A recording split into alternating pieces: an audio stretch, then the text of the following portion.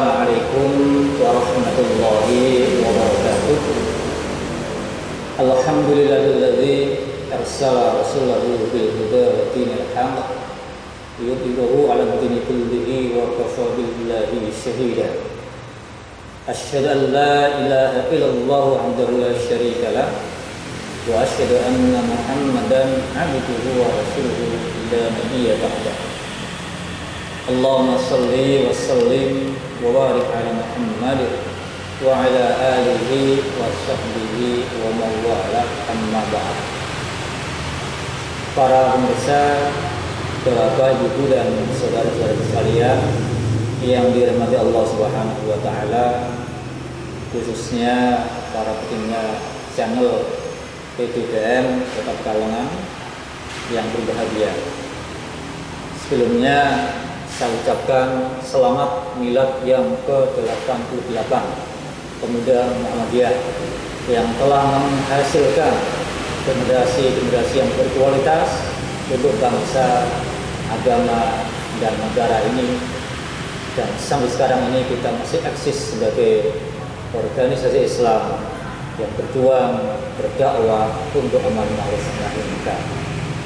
Karena itulah mari kita senantiasa bersyukur atas nikmat Allah Subhanahu wa taala yang begitu besar bagi kita semuanya. Sampai hari ini khususnya Muhammadiyah, keluarga besar Persyarikatan ini masih eksis komitmen di dalam suatu pergerakan yang berkemajuan untuk menegakkan, menjunjung tinggi agama Islam. Tujuannya adalah sampai terwujudnya masyarakat Islam yang sebenar-benarnya. Para pemirsa yang berbahagia, pada pertemuan awal kemarin telah kita sampaikan tentang sejarah awal Muhammadiyah didirikan oleh Kiai Haji Ahmad Dahlan.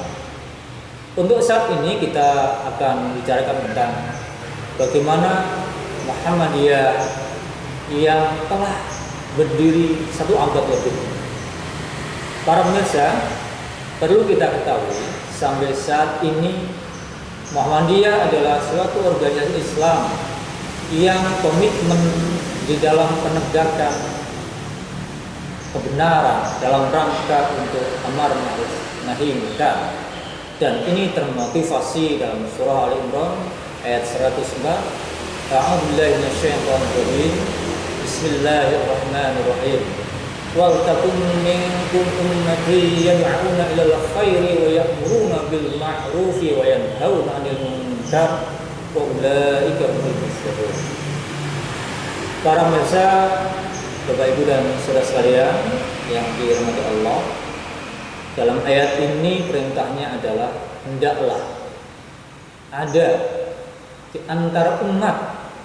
Jadi perintah ini hendaklah ada di antara umat. Umat yang bagaimana? Yad'una ilal khairi, umat yang mengajak kepada kebaikan. Kemudian yang kedua apa? Ya'muruna bil ma'ruf, juga merintahkan untuk berbuat yang ma'ruf. Dan yang ketiga ada yanhauna 'anil munkar, mencegah kepada kemungkaran.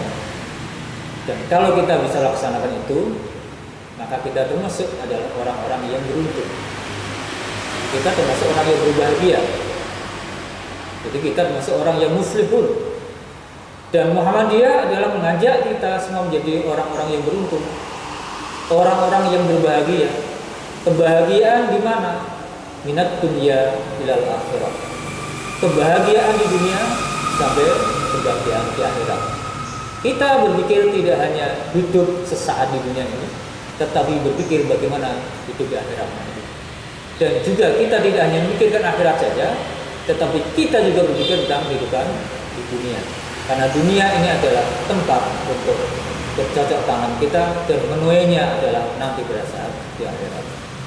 Para pemirsa yang dirahmati Allah Subhanahu wa taala, setelah Muhammadiyah berdiri, kita mengerti dan mengetahui karena Muhammadiyah jauh sebelum bangsa dan negara ini didirikan. Jauh sebelum bangsa ini merdeka, Muhammadiyah telah ada. dan telah teruji sejarah, menghadapi berbagai macam tantangan ketika awal berdiri, menghadapi dengan umat langsung, menghadapi bangsa kolonial Belanda, dan tentunya pada saat menghadapi kekejaman Jepang pada masa Jepang menjajah Indonesia yang tidak lebih dari 4 tahun, 3 tahun kurang lebih, tetapi membuat bangsa ini menderita. Setelah itu bagaimana Muhammadiyah berkiprah?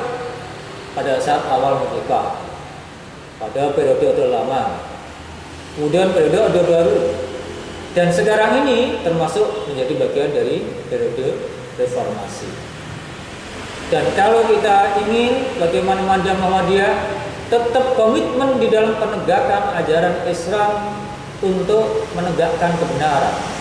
Islam yang senantiasa memberikan rahmat kepada siapapun. Dan ingat, Muhammadiyah itu adalah untuk amar ma'ruf nahi munkar dan tajdid.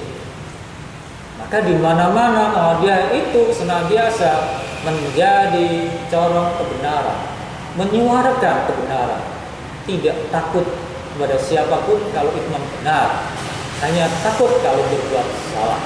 Ini yang menjadi dasar sampai sekarang senantiasa untuk menjadi organisasi yang kuat, yang utuh, yang bermartabat, dan organisasi yang berpikiran ke depan, berpikiran maju untuk kemaslahatan umat, bangsa, dan negara.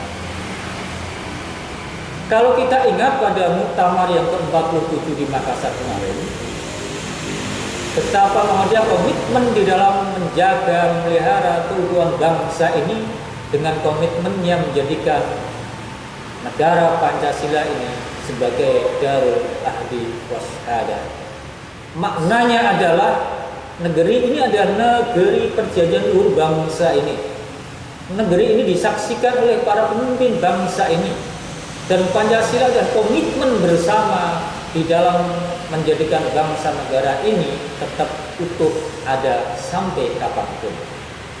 Dan tentunya ini tidak lepas dari tokoh besar bangsa Indonesia, tokoh besar Muhammadiyah, yaitu Ki Bagus Hadi Kusumo, yang menjadi penjembatan, menjadi penengah ketika negeri baru dimerdekakan 1 hari 17 Agustus 45. Pada tanggal 18 Agustus 45 sudah terjadi adanya tuntutan dari saudara kita yang ada di bagian timur yang ingin menjadikan tidak mau bersatu dalam negara kesatuan Republik Indonesia kalau masih menggunakan dasar Pancasila yang ditetapkan pada saat Piagam Jakarta. Dan karena penengah Ki Bagus itulah kemudian sila pertama yang sekarang kita kenal dengan sila ketuhanan yang Maha Esa. Terselamatkanlah bangsa ini. Ini peran Muhammadiyah yang sangat sentral, yang sudah sekarang mungkin orang lupa bagaimana perjuangan ulama besar, perjuangan pemimpin besar, yaitu Ketua Umum Pimpinan Pusat Muhammadiyah pada masa itu, yaitu Ki Bagus Hadi Kusumo. Sejarah ini tidak pernah akan kita ingkari, dan Muhammadiyah ke depan ketika muktamar ke-47 kemarin menjadikan Pancasila sebagai darul ahdi wasyahadah. Para pemirsa, saudaraku semuanya yang dirahmati Allah, maka Muhammadiyah harus mempunyai jati diri yang sampai sekarang kuat. Kalau di dalam Muhammadiyah ada kita kenal dengan kepribadian Muhammadiyah. Kepribadian Muhammadiyah itu dalam rangka apa? Untuk memberikan suatu dasar, ya, jadi memberikan suatu perumusan tentang apa jati diri kita, apa dan siapa itu Muhammadiyah, dan kemudian bertujuan untuk apa? Untuk mengawal, ya, mengawal setiap siapapun yang berada di persyarikatan ini tetap berada di jalan yang benar. Bagaimana menjadikan muqaddimah anggaran dasar Muhammadiyah dan isinya yang itu harus tetap komitmen kita jaga dan kita pegang. Para pemirsa yang dirahmati Allah, Berangkat dari itulah kemudian pada masa periode awal dan pada masa periode Orde Lama, pada masa mendekati gerakan 30 September tahun 66 yang kita kenal dengan G30S PKI, pada masa itu ada negeri kita mengalami berbagai macam peristiwa, mulai dari parlemen yang silih berganti, pemimpin, bahkan kemudian akhirnya presiden mengeluarkan kartu saktinya yang kita kenal dengan Dekret Presiden 5 Juli 1959. Ini adalah masa-masa genting di sini. Kenapa presiden mengeluarkan dekret presiden itu? Karena melihat kondisi partai yang pada saat itu tidak bisa dikatakan tenang. Bahkan mungkin selalu terjadi perdebatan yang tidak ada ujung pangkalnya, tidak sempat memikirkan bangsa dan negara ini. Dan ujung-ujungnya adalah presiden mengeluarkan dekretnya, kembali kepada Undang-Undang Dasar 40. Tetapi niat baik itu apa yang terjadi? Nah, inilah yang kemudian bangsa ini mengalami permasalahan, adanya PKI yang gompleng dan kemudian banyak mempengaruhi pemikiran presiden, dan bahkan kemudian membubarkan partai-partai yang tidak sehaluan, dan bahkan adanya penyatuan kelompok ideologis agama komunis dan nasionalis menjadi nasakon, nasionalis, kemudian agamis dan komunis. Ini kan sesuatu yang bertolak belakang tetapi dijadikan satu. Agama dan komunis gak mungkin akan bisa bersatu, tetapi harus dipaksakan menjadi nasakon. Bahkan ada Pancasila itu kerap menjadi hanya tinggal satu, dari Pancasila menjadi Trisila, menjadi Tusila ya, atau Duisila, dan yang terakhir mah menjadi satu, Ekasila Pak gotong royong. Jadi Pancasila cuma gotong royong. Inilah yang menjadikan kemudian problem, dan akhirnya di masyarakat timbul problem masalah. Dan tidak tahunya itu ujung-ujungnya adalah Partai Komunis Indonesia yang mengambil peran yang besar, yang mempengaruhi mungkin pemikiran presiden beserta yang lain. Maka kondisi itulah yang menjadikan Muhammadiyah salah satunya itu kena akibat itu. Apa sebabnya? Pada sebelum itu umat Islam itu partai yang hanya masuk Majelis Syuro Muslimin Indonesia. Ada Muhammadiyah, ada NU, ada Al-Isyad, ada Dewan Dakwah, semua umat Islam bersatu di situ. Harmonisnya bukan main pada waktu itu. Tetapi karena pengaruh agitasi komunis, Masyumi yang dianggap tidak mendukung oleh presiden, yang kedua PSI Partai Sosialis Indonesia juga tidak mendukung presiden karena menentang adanya komunis. Kedua partai itu dimohon untuk membubarkan diri, dan akhirnya Masyumi membubarkan diri. Tapi para pemirsa yang dirahmati Allah, setiap peristiwa pasti akan ada hikmahnya. Hikmahnya apa? Bagi Muhammadiyah, hikmahnya adalah selama ini tokoh-tokoh besar Muhammadiyah, Ki Bagus Hadikusumo, Mr. Kasman Singodimulyo, Bahar Muzakir misalnya, atau Profesor Dr. Hamka, itu penuh terlibat di dalam Masyumi. Dan setelah Masyumi kembali ke Muhammadiyah dan banyak berkiprah untuk kembali melihat Muhammadiyah ke depan. Dan itulah yang melahirkan pemikiran bagaimana memikirkan kepribadian Muhammadiyah yang sesungguhnya. Kembali ke jati diri Muhammadiyah, yaitu sebagai pergerakan Islam, sebagai gerakan yang tidak akan pernah diam dan berhenti, sebagai organisasi yang memikirkan tentang umat Islam ini bisa komitmen untuk melaksanakan ajaran Islam yang sesungguhnya, yaitu berdasarkan Al-Quran dan As-Sunnah. Dan alhamdulillah para pemirsa, sejarah itulah yang kemudian sampai sekarang ini Muhammadiyah itu akan senantiasa berada di garda terdepan di dalam menegakkan kebenaran-kebenaran ini.